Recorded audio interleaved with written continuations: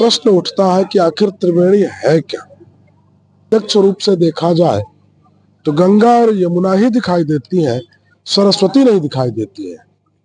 जब कोई भी माता बहन चोटी करती है तो तीन धाराओं को लेकर के बनाती है चोटी, परंतु दिखाई बस केवल दो धारा देती है। तो ठीक उसी प्रकार से इस प्रयागराज में त्रिवेणी हमेशा नहीं होती है। जब महाकुंभ या कुंभ होते हैं तभी त्रिवेणी के दर्शन होते हैं, उससे पूर्व त्रिवेणी के दर्शन नहीं होते हैं। आस्था की नगरी प्रयागराज में इन दिनों सनातन धर्म का सबसे बड़ा मेला महाकुंभ चल रहा है, जहां पर लाखों की संख्या में संत महात्मा के साथ ही करोड़ों की संख्या में श्रद्धालु पवित्र गंगा, जमुना और गुप्त सरस्वती नदियों के संगम पर स्नान कर रहे हैं। आपको बता दें कि गंगा, जमुना तथा सरस्वती नदियों के संगम को ही त्रिवेणी संगम कहा जाता है। हिंदुओं के लिए विशेषकर पवित्र स्थल है। आपको बता दें कि प्रयागराज अपने गौरवशाली अतीत और वर्तमान के समय भारत के ऐतिहासिक एवं पौराणिक नगरों में से एक है। हिंदू, मुस्लिम, सिख, जैन एवं ईसाई समुदायों का मिश्रित संस्कृति का यह शहर है। हिंदू मान्यता के अनुसार यहाँ सृष्टिकर्ता ब्रह्मा ने सृष्टि कार्य पूर्ण करने के बाद प्रथम यज्ञ किया था। इसी प्रथम यज्ञ को प्र और याग अर्थात यज्ञ मिलाकर प्रयाग बना और उस नाम को प्रयाग पड़ा। भगवान ब्रह्मा जी ने सृष्टि का सबसे पहला यज्ञ संपन्न किया था। इस पावन नगरी में अधिष्ठाता भगवान श्री विष्णु स्वयं हैं और वे यहाँ माधव रूप में विराजमान हैं। भगवान के यहाँ 12 स्वरूप विद्यमान हैं, जिन्हें द्वैतव युग भी कहा जाता है। बड़े हिंदू सम्मेलन महाकुंभ की 4 स्थलियां हैं, जिसमें से 30 हरिद्वार, उज्जैन और नासिक है। हिंदू धर्म ग्रंथों में वर्णित प्रयाग पवित्र स्थली नदी और गंगा, यमुना और गुप्त सरस्वती का संगम स्थल है। एक बात सबसे बड़ी रहस्यमयी है कि आखिर गुप्त सरस्वती नदी कुंभ के दौरान ही क्यों मिलती है। आपको बताते हैं, पंचदशनाम जूना अखाड़ा के महंत अष्टकौशल डॉक्टर योगानंद गिरि जी, उन्होंने बताया कि सिर्फ कुंभ के दौरान ही त्रिवेणी संगम पर मां गंगा, जमुना तथा गुप्त सरस्वती का संगम होता है। अन्य दिनों में यहाँ पर सिर्फ मां गंगा और यमुना की ही धारा बहती है। कुंभ के दौरान ही केवल यहाँ पर गुप्त सरस्वती नदी का संगम होता है। गुप्त सरस्वती का मतलब संतों का आशीर्वाद, उनका ज्ञान और संयोग, तब जाकर बनता है गुप्त सरस्वती। आइए आज हम आपको डॉक्टर महंत योगानंद गिरि महाराज से मिलवाते हैं, जो आपको बताएंगे इस महाकुंभ के दौरान ही क्यों गंगा, जमुना तथा गुप्त सरस्वती का संगम होता है, क्योंकि प्रयागराज इन्हीं त्रिवेणी संगम बनता है।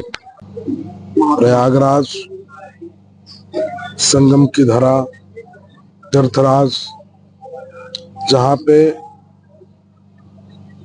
प्रजापति के पिता ब्रह्मा जी ने सर्वप्रथम यज्ञ किया। प्रथम यज्ञ जो है यही इसी धरा पे हुआ। ये धरा हमारे समस्त ऋषि मुनियों की तपस्थली रही है। उसी क्रम में यहाँ पे समस्त विश्व देश देशांतर से आए हुए संत इस त्रिवेणी में स्नान कर रहे हैं, यज्ञ यजन हवन कर रहे हैं। तो ये त्रिवेणी जो है, प्रश्न उठता है कि आखिर त्रिवेणी है क्या। संपूर्ण विश्व कहता है कि गंगा, यमुना, सरस्वती ये सब त्रिवेणी तीनों नदियों की धाराएं मिलकर के होती हैं, परंतु यहाँ पे अगर प्रत्यक्ष रूप से देखा जाए तो गंगा और यमुना ही दिखाई देती हैं, सरस्वती नहीं दिखाई देती है। तो यहाँ पे प्रश्न उठता है कि त्रिवेणी में से अगर त्रि हटा दिया जाए तो बचता है वेणी। वेणी का अर्थ होता है चोटी, जो हमारी माताएं बहनें चोटी करती हैं बालों की, उसको वेणी कहते हैं संस्कृत में। तो वेणी में 3 धाराएं होती हैं। जब कोई भी माता बहन चोटी करती है तो 3 धाराओं को लेकर के बनाती है चोटी, परंतु दिखाई बस केवल 2 धारा देती है। तो ठीक उसी प्रकार से इस प्रयागराज में त्रिवेणी हमेशा नहीं होती है। जब महाकुंभ या कुंभ होते हैं तभी त्रिवेणी के दर्शन होते हैं, उससे पूर्व त्रिवेणी के दर्शन नहीं होते हैं, क्योंकि यहाँ पे गंगा और यमुना प्रत्यक्ष रूप से है। परंतु सरस्वती का आगमन तभी होता है, सरस्वती अर्थात ज्ञान, ज्ञान अर्थात महात्माओं के अनुभव, महात्माओं के प्रवचन इत्यादि जो है ये सब सरस्वती का स्वरूप है। तो सरस्वती विलुप्त रहती है, ब्रह्म विलुप्त है। जिस प्रकार से हमारी वाणी जो है दिखाई नहीं दे सकती, मात्र केवल सुनाई दे सकती है, ठीक उसी प्रकार से यहाँ पे गंगा यमुना दिखाई देती है, परंतु सरस्वती दिखाई नहीं देती है। सरस्वती जब महात्माओं का समागम होता है तो महात्माओं के जो ज्ञान का जो धारा निकलती है वो धारा सरस्वती होती है, और उसी धारा को मिल करके ये त्रिवेणी बनता है। तो यहाँ आने का तात्पर्य यही है कि यमुना में स्नान करके अपने पापों को धोइए और गंगा में स्नान करके अपने पुण्य को अर्जित करिए, और सरस्वती में स्नान करके अपने जीवन को जीने की कला को सीखिए, ताकि आपका जीवन उज्जवल रहे। तो सभी लोग इस प्रयाग की धरा पे आए, यमुना में स्नान करें, गंगा में स्नान करें, और ज्ञान रूपी मंथन जो चल रहा है यहाँ पे संतों का, उस ज्ञान रूपी मंथन को, उसमें से निकले हुए अमृत को ले जा करके अपने जीवन, अपने समाज, मानवीय सभ्यता के कल्याण के प्रयोग में लाए। यही सबसे मंगल कामना है, यही सबसे आग्रह है।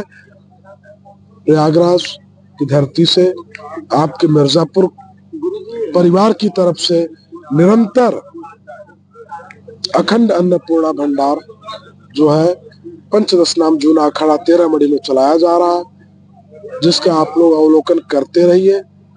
और मिर्जापुर जनपद वासियों से विशेष आग्रह भी है कि आकर के संतों के दर्शन करें और संतों की सेवा करें।